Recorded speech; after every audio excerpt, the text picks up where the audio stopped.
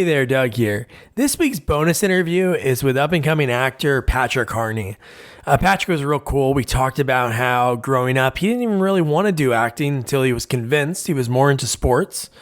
Then he went on to Michigan State, starred in little roles here and there, but he has a lot coming out. One that I'm really excited for is called Scapegoat. He talks about it in the interview. Then also, I'll put the notes in the link for it so you can follow him on his IMDb with projects that he has coming up. And also this short horror film called Still that's on YouTube. I'll put that in there. It's only 9 minutes long, and man, it's great. It's really enjoyable, and yeah, so check that out. And then we talk about some projects that he has coming up, how his second cousin is Michael Harney, which you know him. He's huge. He was in the first season of True Detective, Orange is the New Black. He was on Weeds. He was in a ton of stuff. But yeah, so without further ado, here's Patrick Harney. Doing all right. Sweet, man. Well, thanks so much for taking the time. I do appreciate it. Yeah, man.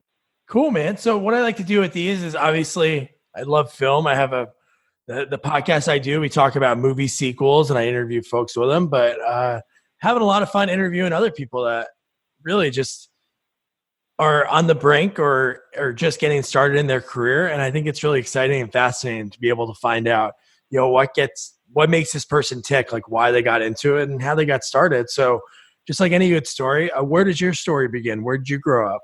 So I grew up in a smaller town called Hazlet, and it's in Michigan.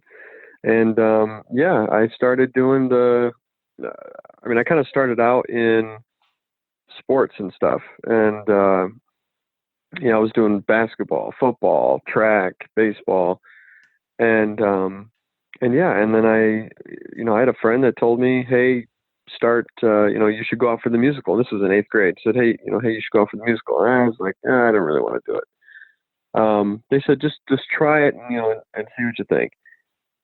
And, I tried it, and they ended up offering me a lead role, and I tried to get out of it saying that it would interfere with basketball season. And they said that they would work around it. So they basically gave me every reason to say yes. And so I tried it, and I just fell in love with it. And that's kind of when I got into it. So. That's cool that they saw something in there. You tried to use every excuse in the book, like trying to get out of a bad date or something, and it worked out. So do you remember what the play was? Yeah, it was a musical, and it was Doo-Wop Whittlewed Whiting Hood was the name of it. Really? And I was Strong Prince Justin. That's so.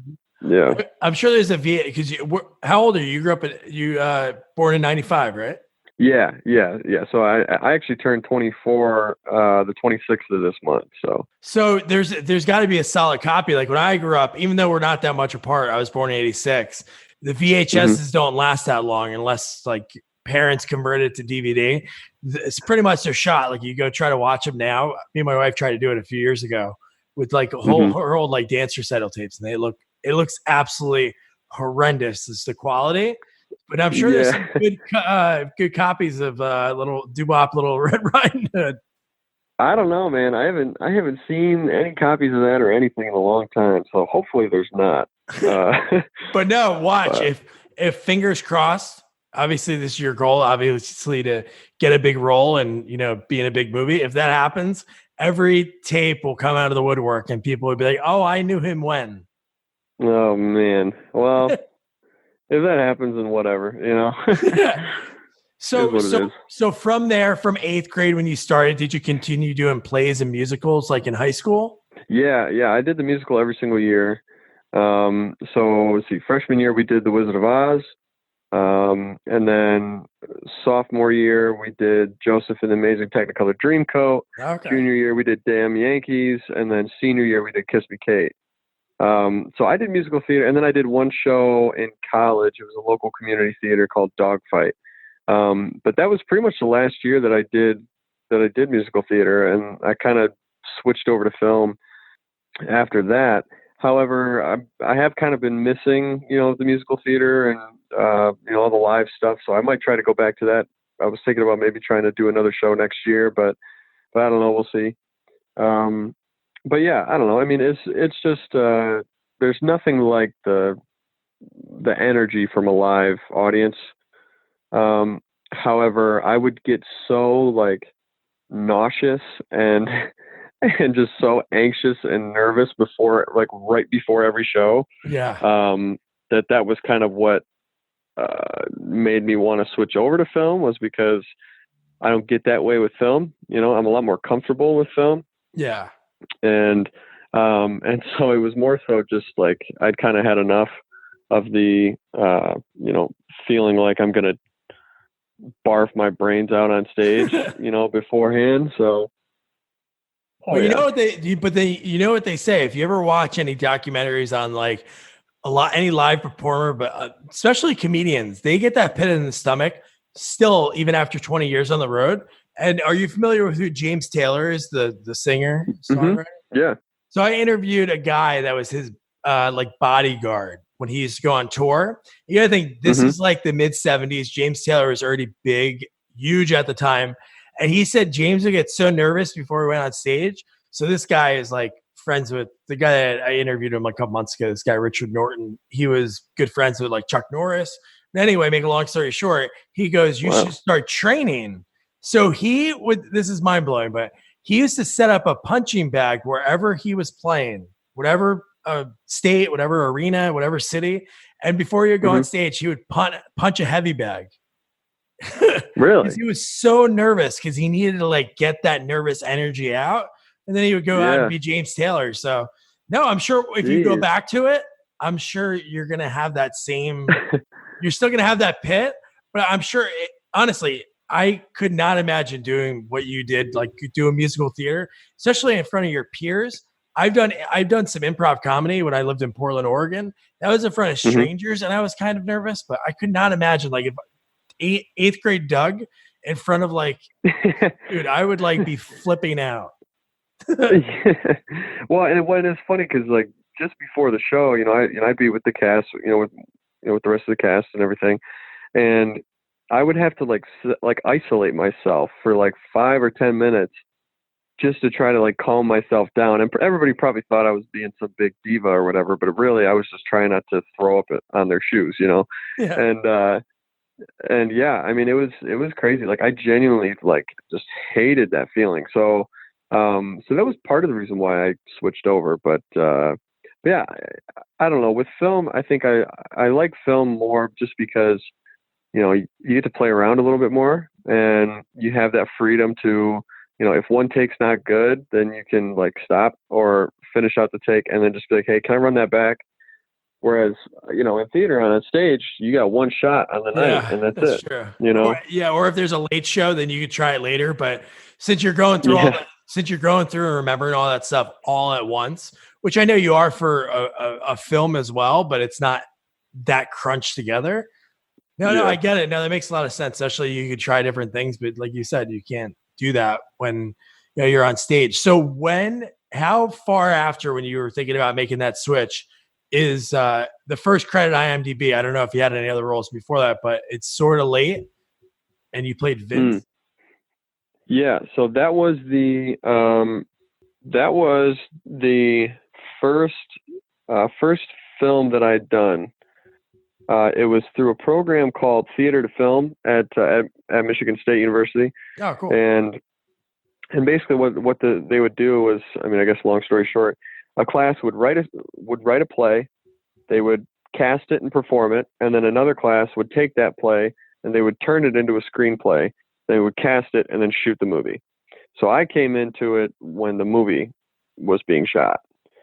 And that's kind of where I fell in love with it. It was just so much fun, and I just enjoyed it so much that, I mean, it was kind of, I guess I just got bit by the film bug, if you will, rather than the musical theater bug. And it was cool, you know, because we took it to the Traverse City Film Festival, and Michael Moore came out and spoke with us, and that's cool. It was fun, and also just to kind of see the reception that we got for that film was because it was a comedy, and so being able to see, you know, or hear people laugh in the audience at what you're doing, like that was a lot of fun, and that was a great thrill. I bet, because you're probably like, all right, this is a funny line that I have right now. And you're like almost like waiting for them to laugh. And then Yeah, once they do, you're like, thank God, at least it landed. Because sometimes just exactly. jokes don't land and stuff. But no, that's cool. So then from there, that wasn't that long ago because you're still pretty young. So Yeah, so you had a couple extra the one extra role in here was in the movie Detroit. yeah. I'm in it for about that long. It was funny because I was there. I was there for a whole day. That was like the craziest set I'd ever been on, and it was so much Oh, I fun. bet. Yeah, that was a pretty big budget movie. Yeah, well, and and it's Catherine Bigelow, and she had, Yeah. just won the Oscar for Hurt Locker a little bit ago, and but yeah, and so I was on set for that, and I remember there was a few scenes that I was in that got cut. I was playing a soldier in the National Guard, and but then there's a scene in that movie where you see like these Jeeps are peeling out around the corner as well as a cop car, and if you watch the movie, you won't see me, but you will see me. You'll see my back, and like, but I'm in uniform, and if somebody was watching it, they would never know it's me, but I just know it's me because I know where I was sitting in the Jeep, Yeah. Um, but yeah, I mean, it was fun though. It was a great learning experience, and it was really cool to see a big budget film, like the whole machine of it, I guess, if you will. That was really, really cool to see. Yeah, especially like you said, you got to be a sponge and learn so much and see how people act, especially when there's a lot of money involved in it. So that's cool. You're able to have that Exactly. experience, and hey, you're in the movie. Yeah, well, yeah, exactly, and well, and also too, like Will Poulter, who was one of the leads in that movie. Yeah. He was awesome. I mean, he came over to us and he was talking to us a little bit, but he spoke in his American accent while he was speaking to us. Like off camera, in between takes and stuff. So I didn't know he was a Brit until I watched an interview with him just before that movie came out. And I was like, hold on, wait, what? Like, he was talking to us in American accent the whole time. Like, I didn't know he was a Yeah. a British guy. And, but yeah, it was fun, man. He was really cool, and he was really nice. He was asking us, where we were from and stuff. And, just a very, very chill dude. That's awesome. Especially when you have somebody that you're working with, that is treating you like that. So then that people are like that in the industry. Yeah, I'm sure. exactly. I don't know if I'm sure you worked with some people that told you stories about some actors. So that's good that you had a great experience. So you have a lot of things that are coming up. So I do. Yeah. So that's pretty cool. I don't know what you could talk about, but what are some of the things that you can talk about? Yeah, so I've got this got a film called Scapegoat that's going to be coming out toward the beginning of this next year. We shot that about 2 years ago now, but we've had some bumps in the road of the post-production process. But I'm really proud of that project. I'm excited for people to see it. We actually had a private screening of it last September, and the first showing of it sold out in under 18 hours, and we actually oversold it. So then that forced us to add a second show in the night. Oh, wow. And we sold out of that. Yeah. And then we sold out of that one as well. So there's people that want to see it. So I'm really excited for people to see it. And then, and basically that project it's about this group of people that they wake up in the middle of the woods. They don't know how they got there. They're all dressed the same. They each have a marking on their arms. Some of them know each other and some of them don't. And they come to realize that there is some sort of connection between all of them, but they don't know what it is. And so while they're trying to figure that out, they're being hunted at the same time. Whoa. And so it's kind of like a psychological thriller. There's some great action in it. There's a really, really cool fight scene that I'm involved in that I'm super psyched to, Oh, that's cool, man. for people to see. And then there's a project that we're pretty early in the process right now, but I think we're going to start filming sometime, I think around this time next year. and it's called Locker 42. And so that, I can't really talk a whole lot about it, but it is like a crime drama. Yeah, I'm looking at it Part of right it now. takes, They have like the synopsis of it on there. yeah, part of it takes place in the 90s, and then part of it takes place now. Um, yeah, I basically there's like I play this character, Officer Conlon, and he's a rookie cop, and I'm working in the department where my father is the chief of police, and there's this case that comes up that is very similar to a case that went cold about 20 years ago. And so they bring in this detective to try to figure it out and try to get it solved. Well, the chief of police, my father, wants my character to learn from him. So he assigns him to help this detective on the case. But the detective wants nothing to do with me. You know, it's just it's got a lot of great banter, you know, kind of going Cool. back and forth between he and I. So, so that'll be fun. I'm excited about that one. That's cool. And who's the other person there? Axel Harney? Is that any relation? Yeah. So, so he's been acting for a while. He actually just had a film come out called Boyne Falls that Sony put out. But he is an actor. He started out in modeling, and he's also an actor. But so he and I are cousins. No We're first way. cousins. Yeah, and so we're both going to be acting and producing on this, which I'm pretty psyched for, because that'll be fun to work with family, you know. Oh yeah, man. Yeah. Did you talk I've to been wanting him? to work with him for a while. Oh, cool. So this is something you knew like years ago, like before you even thought about. Did he like push you in this direction? Because it seems like he's been doing it for a while too. He didn't push me in this direction, but he did give me some advice as I've been Cool. coming up. But we also have another cousin who's Michael Harney, and he's a little bit older. He's our second cousin. So he was in Orange is the New Black. He played Sam Healy. He was in Deadwood. He was in A Star is Born that just came out a little while ago. He's in a show right now called Project Blue Book on the History Channel. He's been a big mentor for me through this process, and so has Axel. And so yeah, so it's been really cool to, you know, be able to lean on some family in terms of advice, and you know, just because I am the youngest one, so you know, these guys have a lot more experience than I do. So I've been able to kind of pick their brains a little bit and see how they go about things, and see how it's worked for them. So yeah, it's pretty cool, and I'm excited for it. Yeah, he's been on a lot of stuff. Like I remember from Weeds. Yeah, oh yeah, Oh, yep. dude, that's so He was cool. in Weeds. He was in NYPD Blue. Bunch of stuff. He was in the first season of True Detective with McConaughey and Woody Harrelson. Yeah. So That's yeah, a great person to be able to like pick their brain. If you ever have any questions when you're like looking at a script, that's really cool. definitely. So one question I have is I was looking at the Scapegoat photos, and one of the photos, is that your girlfriend or is that somebody that just happens to have a t-shirt of your face on it? So that is actually my now fiance. Oh, cool, man. Congrats.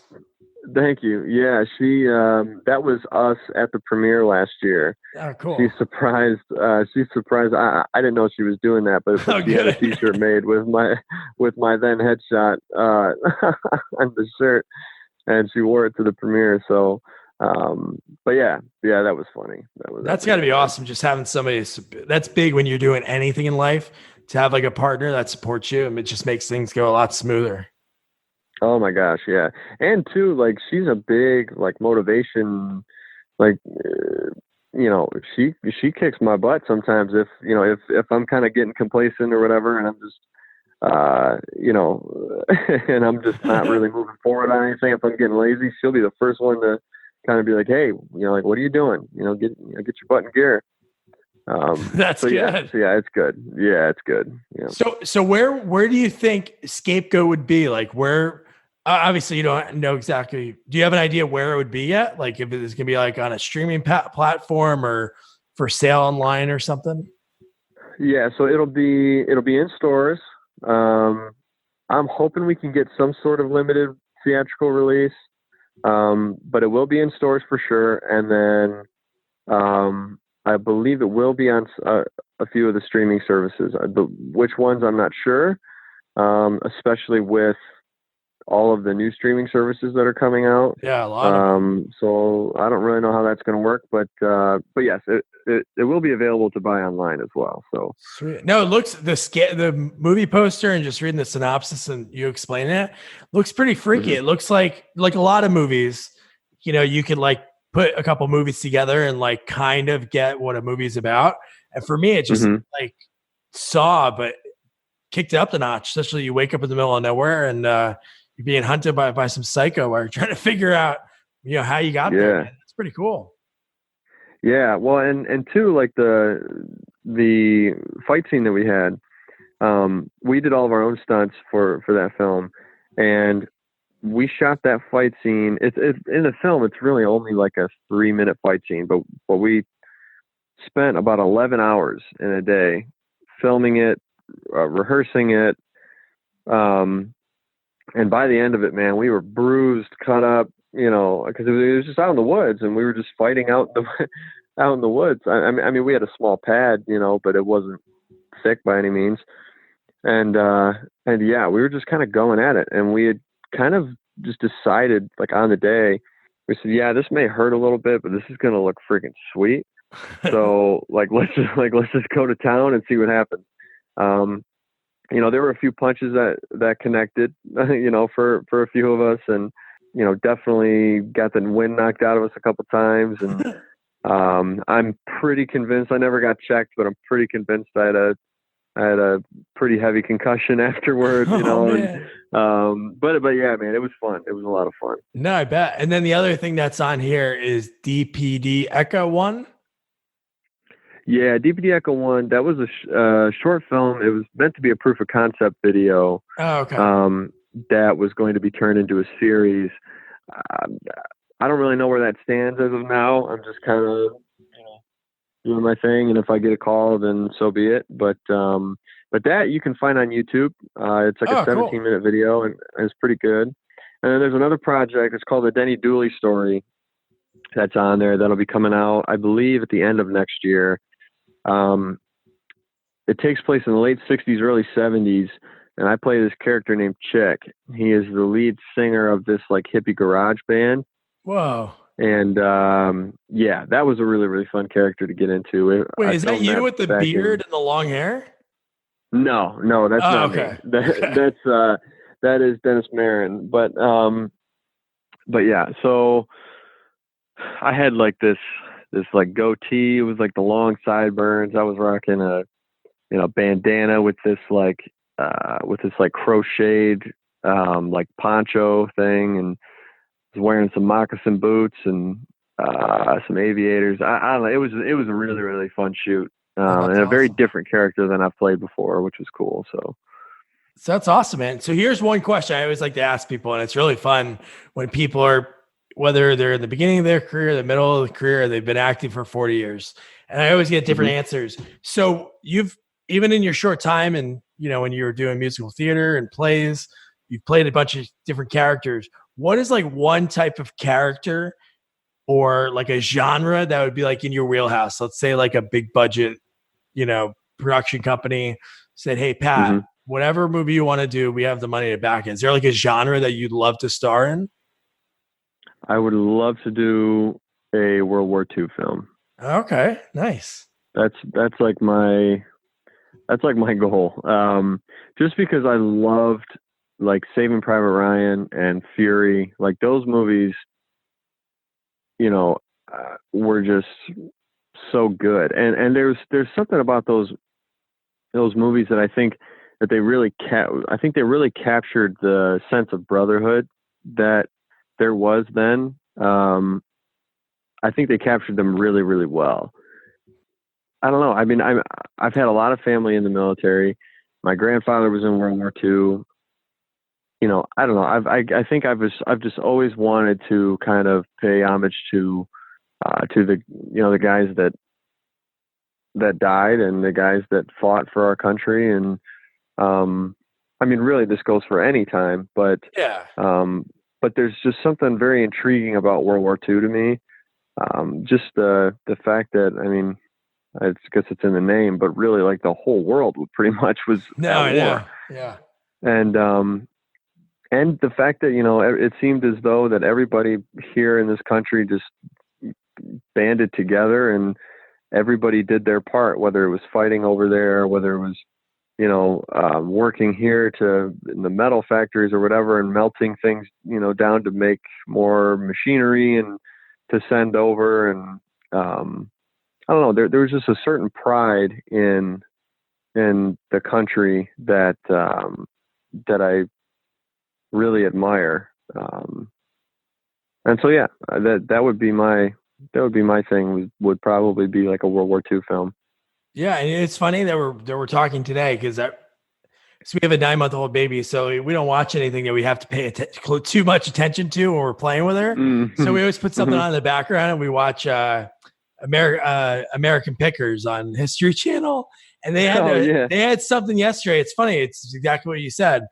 There was a toy company that was like a monster toy company, like the number one, uh, like back in like the 20s and 30s, and Mm-hmm. they stopped production on making toys in order to make.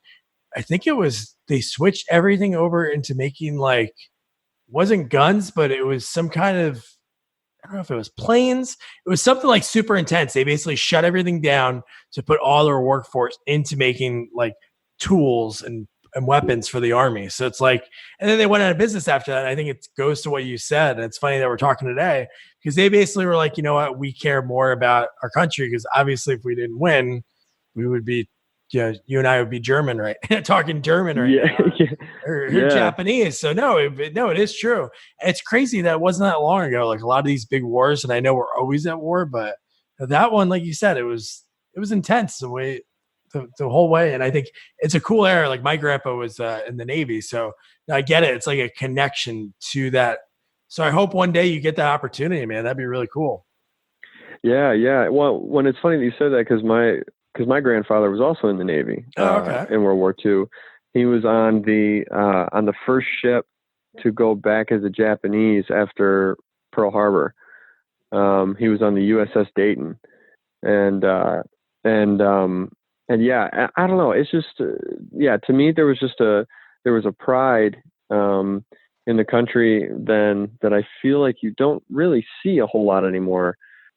You know, and there was and I mean, kind of like you said, with this big toy company, they easily could have just kept going and making their toys, and you know, oh, it would have been great. But a lot of companies did that. They would completely change what they would normally do and make things to help the war effort. And um, I don't know. I think it was just it was a very cool and a very patriotic time.